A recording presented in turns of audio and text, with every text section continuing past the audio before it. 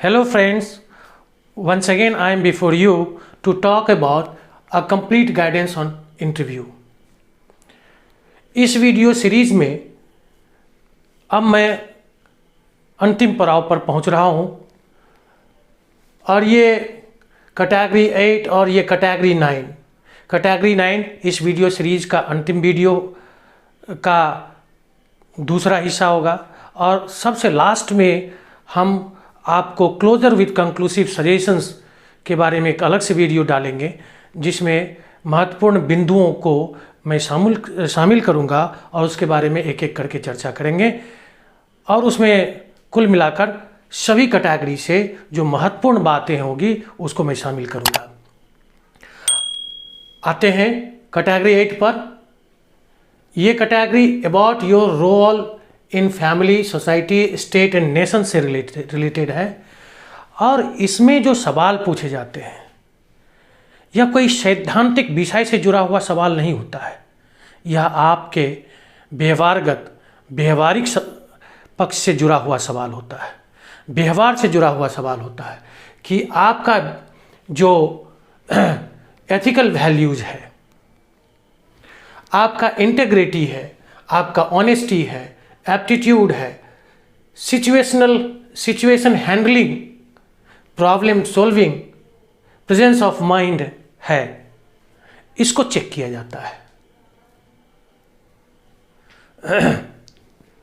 Ethical values अर्थात नैतिक पक्ष को देखा जाता है कि आप में कितना नैतिकता है, आप परिवार के प्रति, अपने समाज के प्रति किस तरह से अपने दायित्वों का निर्वाह करते हैं।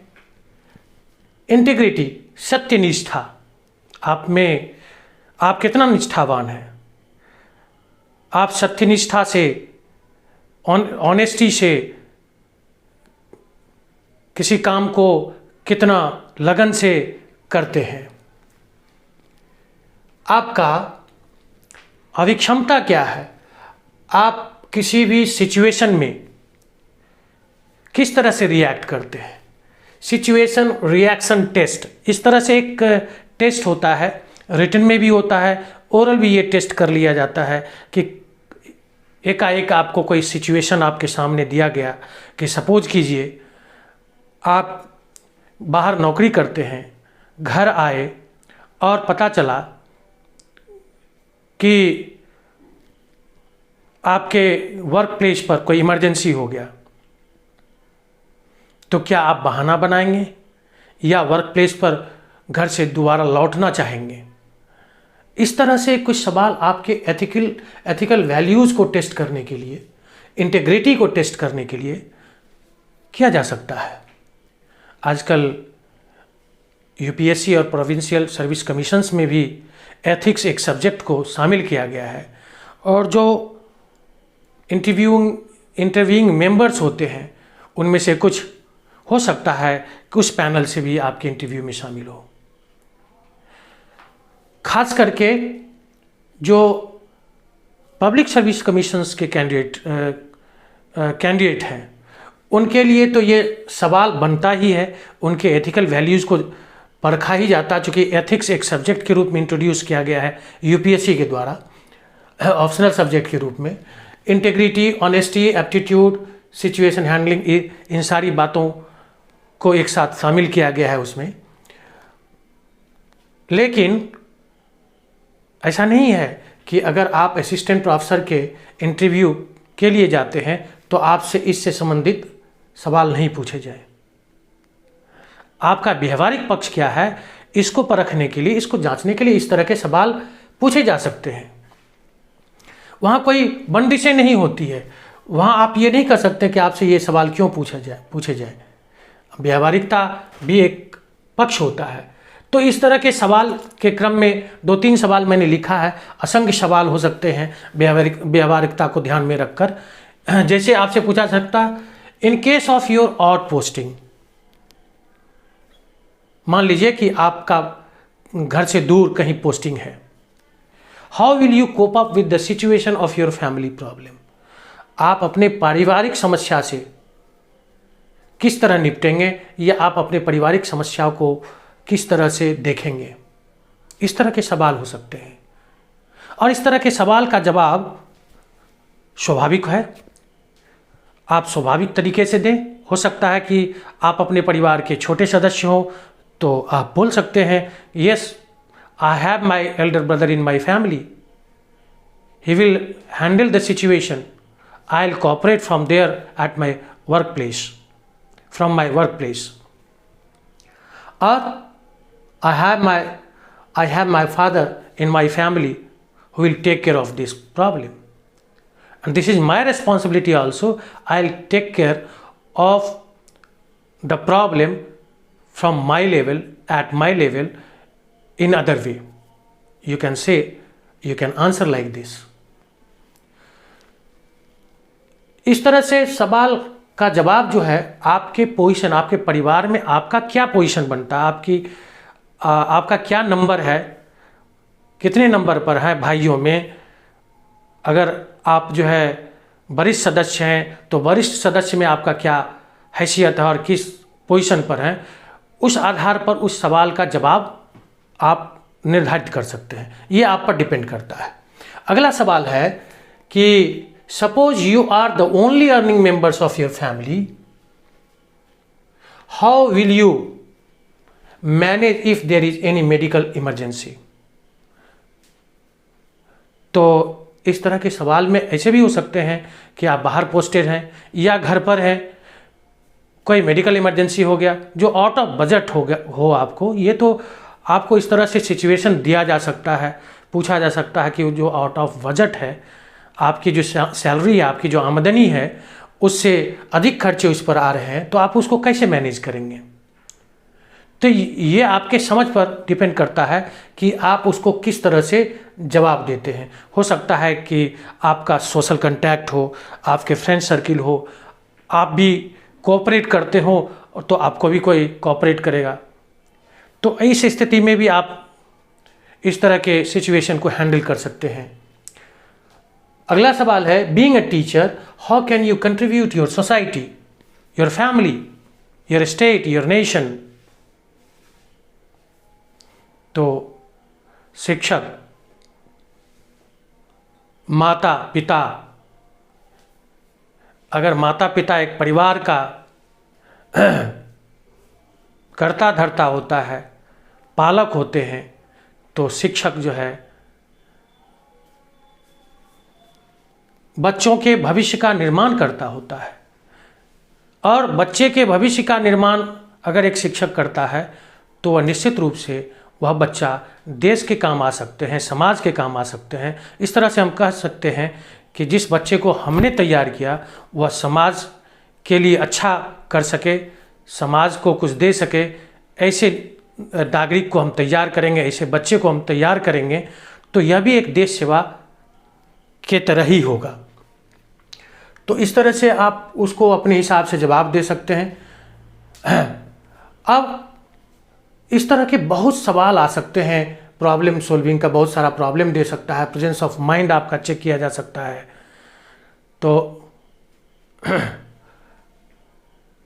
उसमें देखा जाएगा कि आपका प्रेजेंस ऑफ माइंड किसी सिचुएशन में किस तरह से काम करता है, कितना व्यवहारिक जवाब देता है, कितना तर्कपूर्ण जवाब देता है, कितना सहज और कितना जल्दी जवाब देता है, यह भी इसमें आपका देखा जाता है। इससे पहले कि हमने about your role in family, society, state and nation के बारे में कुछ सवालों पर हमने चर्चा किया। इसके अतिरिक्त ये कोई इतना यही सवाल नहीं पूछे जा सकते हैं, इससे मिलते जुलते सवाल हो सकते हैं और कई तरह के सवाल इन उपविषयों को लेकर पूछे जा सकते हैं, कोई लिमिटेशंस नहीं है। तो आप इन शब्दों पर गौर करेंगे, इन शब्दों पर गौर करेंगे और इन शब्दों के आधार पर अपनी समझ विकसित करेंगे, तो आपको पता चलेगा कि इन शब्दों को ध्यान में रख के किन किन तरह के सवाल बनाए जा सकते हैं, किस किस तरह के सवाल बनाए जा सकते हैं और उसका जवाब क्या हो सकता है। चलते हैं अब अगले कैटेगरी में, about depth of knowledge in subjects. very very important. If you are the aspirants of assistant professor, then it is very very important category for you. In general भी अगर आप किसी सर्विस कमीशन का exam देते हैं, general competition का exam देते हैं, तो उसमें भी इससे रिलेटेड सवाल तो होंगे ही। लेकिन खासकर इंटरव्यू में आपके जो स्पेशल सब्जेक्ट है, आपके पीजी में, आपके बैचलर में, उससे सवाल तो लाजमी होता, उससे तो बनता ही है, आपसे ज़रूर पूछे जाएंगे उससे जुड़े हुए सवाल। तो आप देखते हैं कि विषयों से संबंधित सवाल जो होते हैं वह किन किन क्षेत्रों से होते हैं, किस किस आधार पर तैयार किए जाते हैं।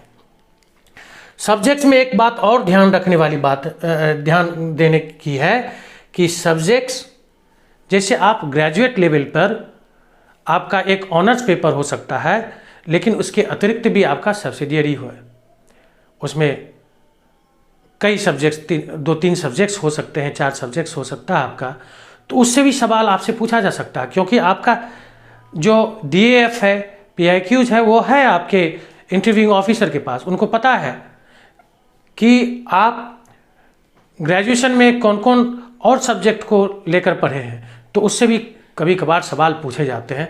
थोड़ा सा उस पर भी अपने नॉलेज को ब्रशअप कर लें। आगे देखते हैं सवाल किस तरह का बनता है।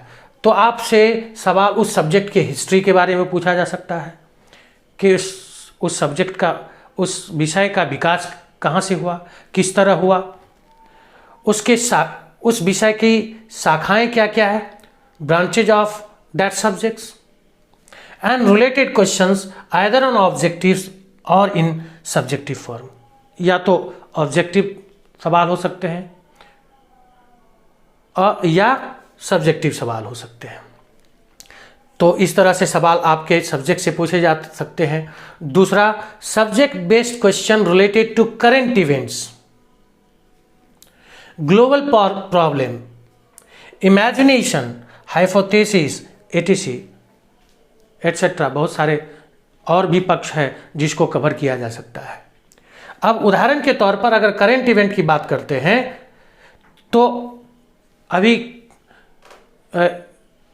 पेंडेमिक का दौर चल रहा है, तो ये किस सब्जेक्ट्स में वस्तुतः आना चाहिए? बायोलॉजी में आना चाहिए।